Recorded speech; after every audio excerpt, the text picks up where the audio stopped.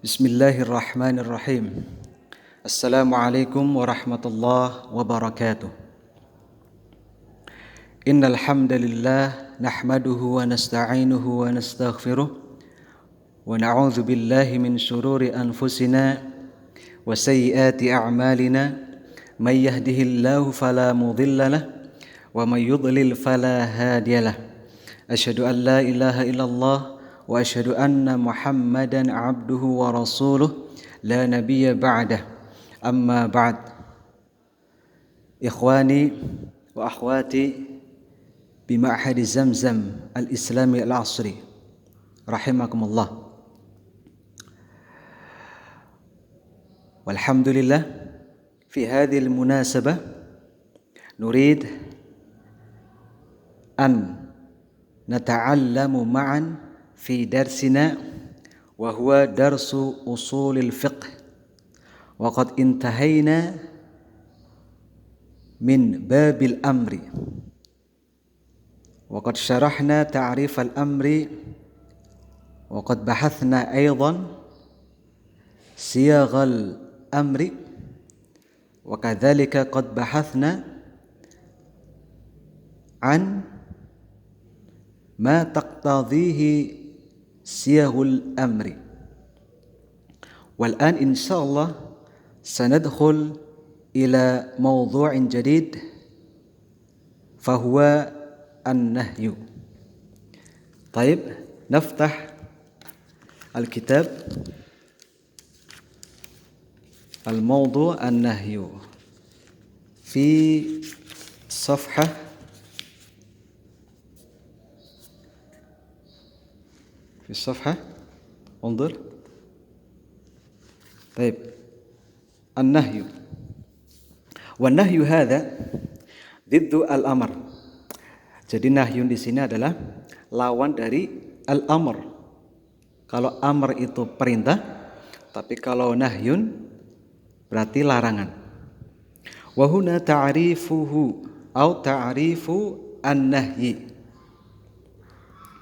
تعريف النهي هنا قول يتضمن طلب الكف على وجه الاستعلاء بصيغة مخصوصة هي المضارع المقرون بلا الناهية. Kata nahyun sendiri itu diambil dari naha yanha, nahyan. Maka nahyun itu termasuk masdar dari kata kerja naha yanha. Nah, kalau secara bahasa arti nahyun adalah larangan. Nah, tetapi di sini ada pengertian apa itu larangan dalam kajian usulul fiqh. Nah, di sini disebutkan qaulun. Jadi yang namanya larangan itu adalah suatu perkataan yang mencakup untuk menahan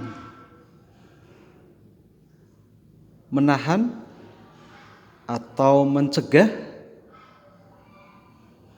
sesuatu, ya, mencegah perbuatan ala wajhil isti'la, dari sisi yang lebih tinggi kedudukannya, bisighatin mahsusatin. Nah, ingat ini ada bisighatin mahsusatin, dengan sighah atau bentuk khusus. Apa itu bentuknya? Yaitu al-mudhari al-maqrun bila an-nahiyah, yaitu fi'il mudhari yang disertai dengan la yang menunjukkan larangan. Kenapa di sini ada la an-nahiyah? Karena di sana ada la an-nafiyah, ada la yang bukan untuk melarang. Maka di sini perlu kita bisa membedakan antara la an-nahiyah dan la an-nafiyah. Kita contohkan sebelum kita memberikan penjelasan perbedaan antara la an-nahiyah dengan la an-nafiyah. Contoh di sini qauluhu ta'ala wa la tattabi' ahwa'al ladzina kadzdzabu bi ayatina wal ladzina la yu'minuna bil akhirah. Nah, di sini mana yang termasuk nahyun? Di sana ada kata la tattabi'. Nah, kita tuliskan supaya lebih jelas. La tattabi'. Nah, di sini ada la tattabi, ada kata kerja mudhari'. Nah, kita tuliskan la tattabi'. La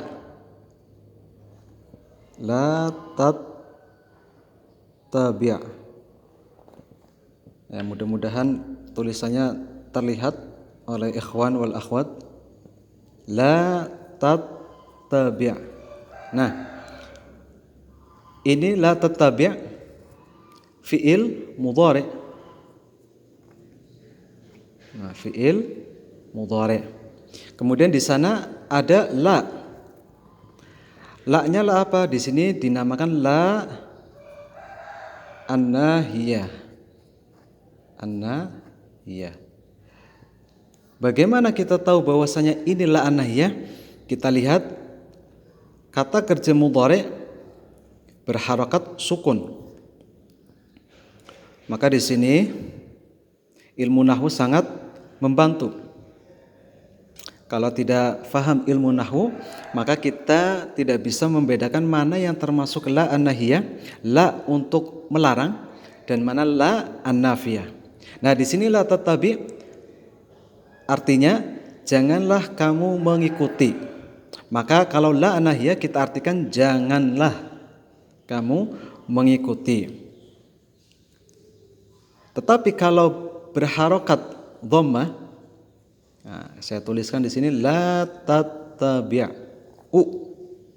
La tattabi'u. Nah, maka di sini bukan lagi menjadi nahyun, melainkan ini namanya nafiyatun. Nah, nafiyah artinya nafiyah itu tidak. Nah, ini ya, tidak. Maka kalau kita mengharokatinya dengan dhammah, itu berarti artinya kamu tidak mengikuti. Maka kembali lagi di sana yang namanya nahyun bisighatin mahsusatin. Jadi bentuknya khusus redaksinya, yaitu apa? Dengan kata kerja mudhari yang disertai dengan ini la an-nahiyah, yaitu la yang menunjukkan sebuah larangan. Nah, ini kalau untuk satu orang ini la tattabi'. Tapi kalau nanti kita ingin melarang dua orang berarti la tattabi'a. Kalau banyak la tattabi'u wa la tattabi'u khutuwatis syaitan. Nah, kita contohkan di ayat yang lain yang sama-sama menggunakan kata kerja la tattabi'. Nah, di ayat lain ada la tattabi'u. Tattabi'u khutuwati syaitan. Maka di sini ini juga termasuk nahyun. Nah, ini termasuk nahyun, larangan. Dari mana taunya? Ini harokatnya. Harokatnya. Ya. Kalau la anafiyah di sana muncul nun. Nah, la tattabi'una.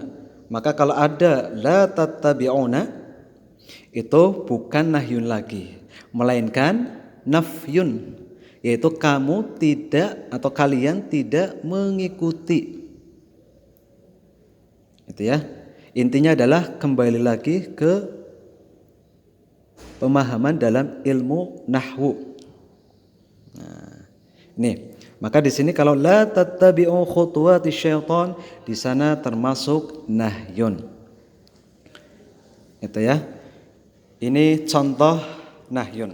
Kita kembali lagi ke kitab. Maka boleh digarisbawahi contoh nahyun di sini adalah la tattabi'. Nah, kemudian di sana dikatakan fa kharaja bi qaulina qaulun. Maka tidak termasuk nahyun apabila menggunakan al-isyarah, isyarat. Walaupun maknanya menunjukkan larangan, tetapi di sini dia harus berupa ucapan. Misalkan kita menggunakan tangan seperti ini. yang memaknai supaya jangan masuk misalkan ya. Nah, itu tidak dinamakan nahyun. Kemudian wa kharaja bi qaulina talabal kaffi al-amru. Nah, maka kalau talabal kaffi di sini artinya kita melarang untuk berbuat sesuatu, melarang atau mencegah. Maka kalau amr kalau amr di sini talabal fi'li, tapi kalau an-nahyu talabat tarki. Maka ini diddu atau lawan dari al-amr. Kalau al-amr berarti kita harus melaksanakan sesuatu. Kalau an-nahyu berarti kita harus meninggalkan sesuatu tersebut. Wa kharaja bi qaulina ala wajhil isti'la al-iltimas. Nah, di sini yang namanya nahyun, larangan itu muncul atau datang dari orang yang lebih tinggi kedudukannya. Karena nanti kalau dari bawah ke atas itu dinamakan ad-du'a. Ya. Nah, di sini al-iltimas itu kalau sama-sama kedudukannya. Tapi kalau dari atas ke bawah itu nahyun. Kalau ad-du'a berarti dari bawah ke atas. Makanya kalau kita berdoa, Rabbana la tuzigh qulubana ba'da idh hadaitana. Di sana muncul la tuzigh. Nah, ini bukan berarti kita melarang kepada Allah. Melainkan itu maknanya adalah ad-du'a. Makanya tidak semua al-mudhari' al-makrun bila an-nahyah disebut nahyun, melainkan tadi ala wajhil isti'la'i. Jadi harus posisinya yang melarang itu lebih tinggi. Itu karena dalam doa yang kita baca yang kita baca dari Al-Qur'an maupun As-Sunnah terkadang menggunakan redaksi al-mudhari' al-makrun bila anna hiya. Maka di situ maknanya bukan nahyun, melainkan di sini kita sebut adalah ad-du'a, sebuah permintaan, permohonan dari seorang hamba kepada sang Khaliq. Wa ghairuhuma mimma yustafadhu minan nahyi bil qara'in. Wa kharaja bi qaulina bi sighatin mahsusatin hiyal mudhari'. Maka di sini harus dengan redaksi khusus dengan menggunakan fiil mudhari'. Kemudian madalla ala talabil kaffi bi sighatil amri. Jadi segala hal yang menunjukkan bahwasanya redaksi itu untuk mencegah atau menahan suatu perbuatan. Bi sighatil amri. Maka misalkan di sini ada yang maknanya seperti nahyun, tetapi redaksinya adalah sighatul amri. Contoh, utruk, kuffa. Ini semakna, tinggalkanlah. Ataupun yang semisalnya, fa inna hadhihi wa in tadammanat talab al-kaffi lakinna bi sighatil amri fatakunu amran la nahyan. Jadi walaupun maknanya adalah tinggalkanlah, misalkan utruk al-la'iba, tinggalkanlah permainan. Utruk al-julusa, tinggalkanlah duduk misalkan. Nah, di sini walaupun memberikan makna seakan-akan dia itu melarang untuk duduk, misalkan utruk al-julusa, tetapi di sini fatakunu amran. Tetapi di sini menggunakan bentuk perintah, maka kata utruk itu fatakunu amron, itu termasuk perintah la nahyan, karena kita melihatnya dari bentuk redaksinya. Itu pengertian tentang nahyun. Mudah-mudahan ikhwan wal akhwat bisa memahami maksud dari larangan di sini. Wa hadza ma astati an ashraha lakum fi hadhil munasabah wa nas'alullah an yanfa'ana bi hadza al-i'lam wa natamanna al-liqa في مناسبة أخرى. أخيرا أقول لكم والسلام عليكم ورحمة الله وبركاته.